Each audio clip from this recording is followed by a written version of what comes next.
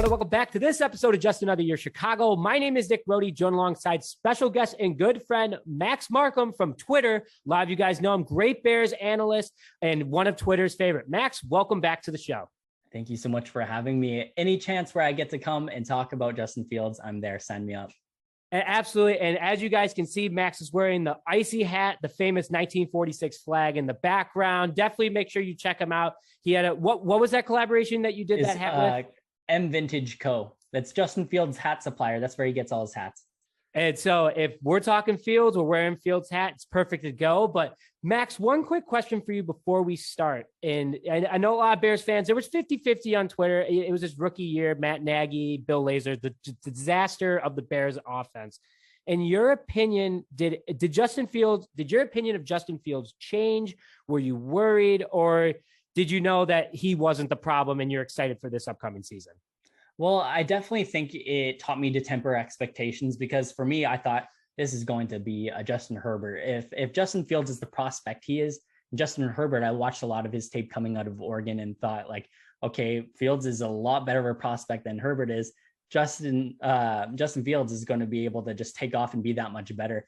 And I think when I started watching, of course, when you watch that Browns game, it's like, okay, he's not prepared. And I blame him partly for that too, because his preparation is on him and he needs to take that accountability. But of course, your coaching should take even more accountability. And you could tell he wasn't ready. And ever since that moment, I said, okay, this is creating the base of where he's at. We can only go up from here. And so let's see if he improves throughout the season. And that is what I was really focused on. And I think we saw a lot of that improvement. So quick side question, because you raised a good point in like lowering expectations. Was Mitch the problem or was Nagy the problem? And do you think Mitch would have succeeded if he didn't have Nagy? You know what? It's hard to say and hard to give you just a valid answer, but I would say both are definitely to blame to a degree. I think Nagy was a fraud, and he had me convinced after that 2018 season where he won Coach of the Year. I think he did a lot of things to build the team up. And I was talking to Adam Rank about this, where we saw Club Dub be coined in 2018. We saw Matt Nagy do the boom sort of chant in the locker room. We saw him bring in Danny Trevathan's grandma. And after 2018, that stuff just didn't happen anymore. And it was totally gone. So you saw the team chemistry get lost. You saw players like Kyle Long and like Allen Robinson and now Anthony Miller as of today kind of come out and say negative things towards Nagy, and just how that kind of tapered off. So I ultimately would blame Nagy. But I also think Mitch Trubisky isn't necessarily ready to start either. I think he missed a lot of opportunities that were available to him. I agree with that. And, you know, that leads really well in today's segment. And by the way, I like that Anthony Miller, like screenshotted, retweeted you, and then, and then Chicago Sports Daily.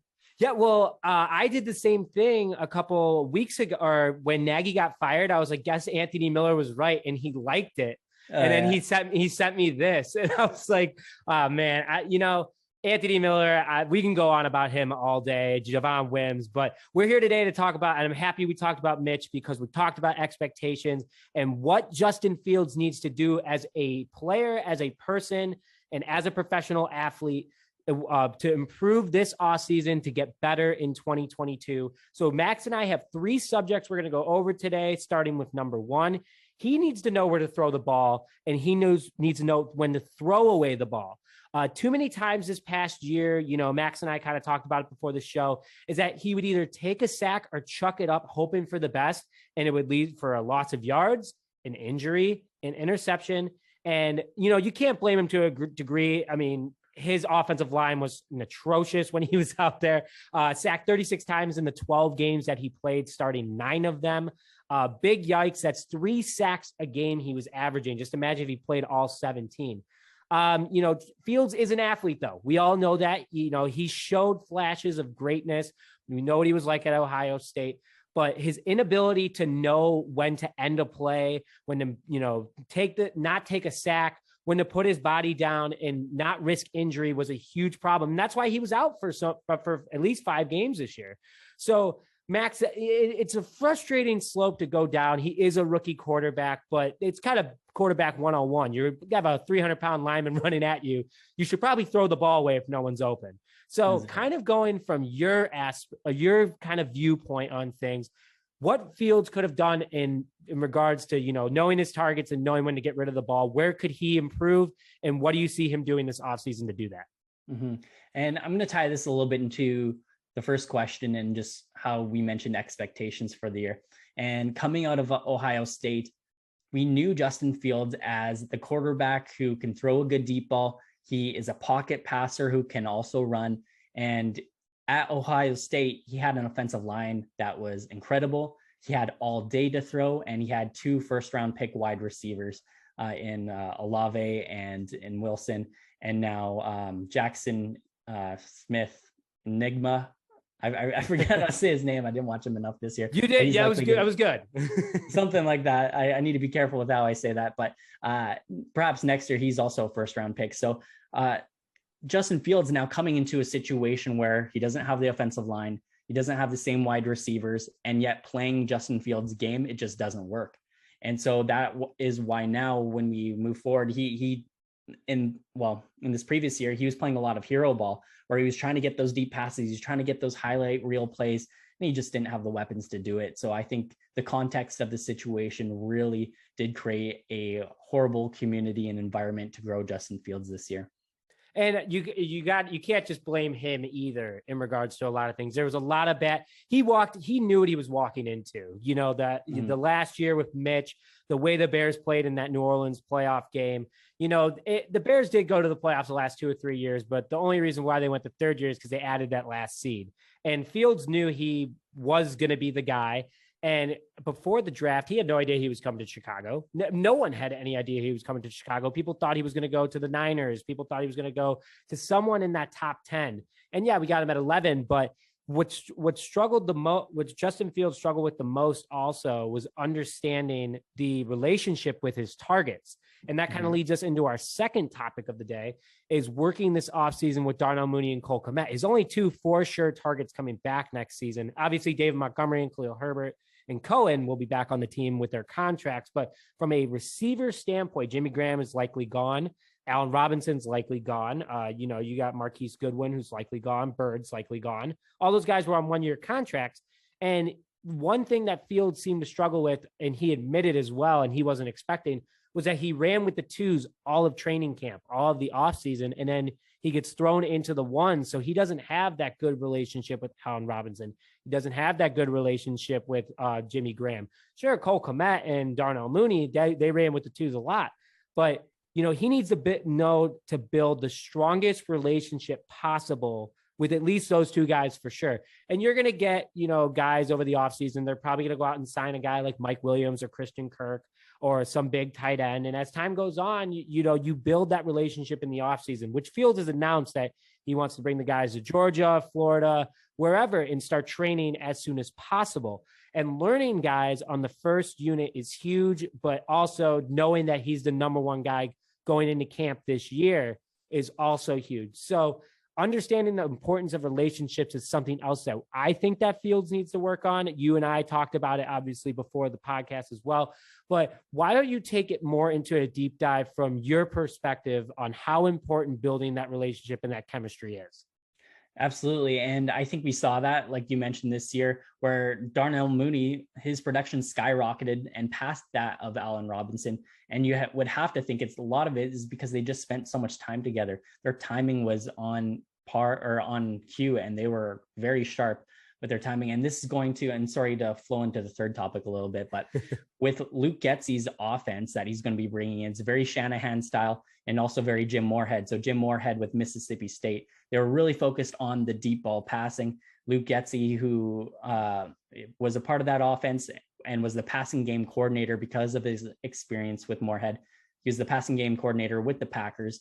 And now he also has that experience with the Shanahan offense. And the Shanahan offense is very, very predicated on timing and making sure that you have quick throws, you have your couple deep passes, but a lot of play action pass, a lot of outside zone running, but your timing has to be on point. And if it's not on point, then you're going to blow everything up and the routes aren't going to be there. And those small windows of opportunity are going to be closed. And that all comes from relationships. And it even goes beyond just practicing together in Georgia, as we saw Justin Fields and Darnell Mooney just even exercising together, just doing stretching together, going to different training classes together, and just becoming friends and building that trust. That emotional trust is something you need to have in order to trust your wide receiver to go out and make that play for you. Yeah. And speaking of that, I know we're going to talk about Luke Getsy in a minute here, but if you are Justin Fields and obviously you can't go out, starting to hang out with free agents and, the tap rate or whatever the proper terminology is it for it. What are you doing to, are you going back to college, teammates and working with them on your game? Are you going with, ex NFL veterans?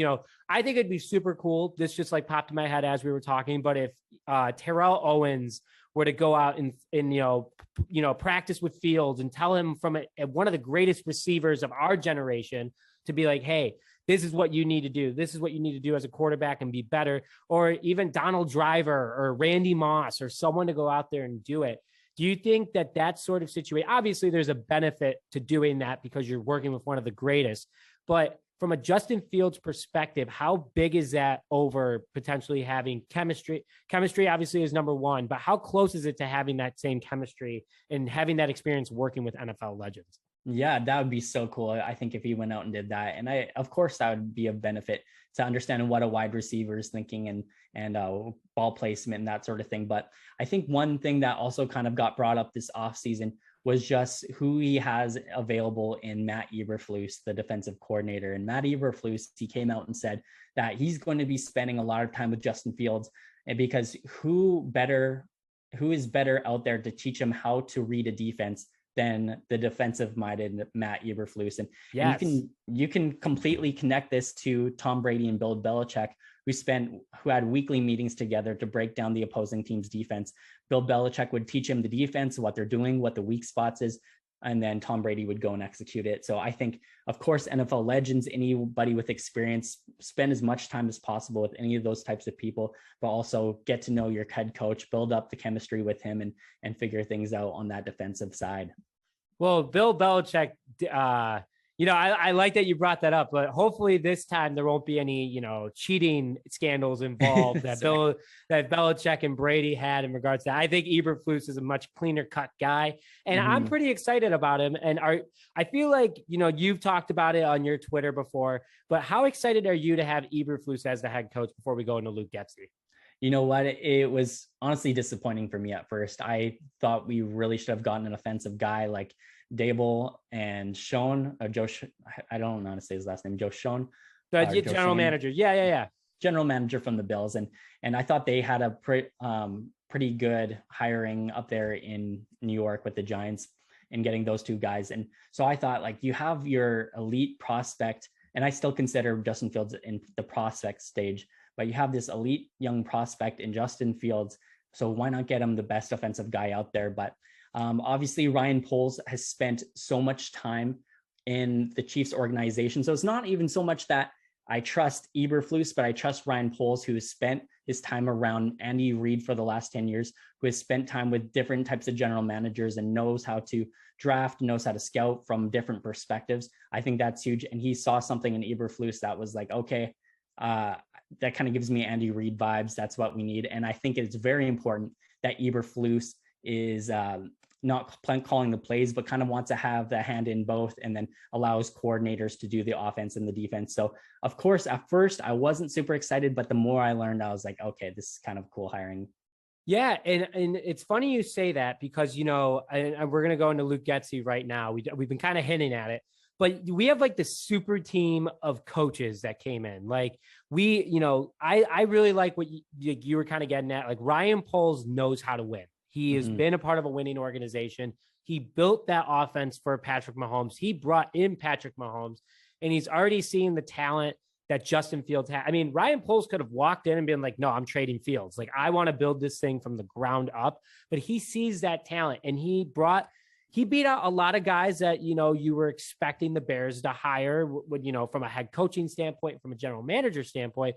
McCaskey even said it himself, and Tony Dungy, is that Ryan Poles came in and blew everyone out of the water with his game plan. And a lot of it had to do with going around Justin Fields and Roquan Smith and Jalen Johnson. You're a young talent that's going to be on this team for a long time and is only going to get better. So speaking of that, the last thing that you and I discussed is that what Fields needs to do this offseason is lay everything on the table of Luke Getsy. I mean, everything, what he likes, what he dislikes, what he knows his strengths are, what he doesn't, what he's not good at. And Getsy has already said, I'm going to work around him. That's what I did with Rodgers. That's what I'm going to do with him. I'm going to work around him to his abilities and know him as a good player, good quarterback. And you can only see from, Getsy can only see from film what Fields did well and what he did not do last year. And, I'm sure Fields will tell nightmare stories about Matt Nagy to him, but he needs to be vocal and sit down with Getsy and be like, this is it. I lay everything on the table. You're not hurting anyone's feelings. It's a fresh start. So that's where we kind of are standing on that. And can you kind of expand for the viewers before we close out exactly the importance of that for Justin Fields and Luke Getsy? Yeah, absolutely. And I'm going to bring up something that I heard recently was James Jones on the Ringer podcast. I don't know if you heard this soundbite yet, but James Jones is a former Packer player, and he hates the Bears. And any chance he gets, he's going to roast the Bears. And it's very annoying to watch him on national TV. And so what he did is he went on to the Ringer podcast, and I'll try to do my best James Jones impression and how he said this, but he was like this. He's like, so the Bears pick up Luke Getsy. And let me tell you, Aaron Rodgers was fighting to get Luke Getsy as his offensive coordinator. Do you hear me? Fighting to get him as the offensive coordinator. And he was so passionate. And to hear someone who hates the Bears say that and have such high admiration, even on behalf of Rodgers, is so cool for Justin Fields to have that type of admiration coming from someone like that. Yeah, I'm pumped about him. I think, you kind of we're like, why are we going behind enemy lines? Aaron Rodgers was the quarterback, so automatically he's going to be good. No, I mean, look at the 1 year, 2018, when Getsy wasn't there. It was one of Rodgers' less successful years. It's still a successful year from all means, but the Packers didn't make the playoffs because they didn't have that pass game coordinator. He wasn't working with the receivers, wasn't working with the tight ends, wasn't working with the offensive line. The Packers struggled without him. And that's why Rodgers is, and you hear it on ESPN, you hear it around the horn, you hear it on all these different analysts that they're like, Rodgers might want to leave. And Luke Getsy's name is always in there. It's because of how much impact Getsy had on Rodgers' success during his time in Green Bay. So I'm with you, man. I'm excited. And James Jones it sounded familiar when you said it. And then I started remembering his days playing the Bears. I was like, oh, this guy. Yeah. I don't like him either.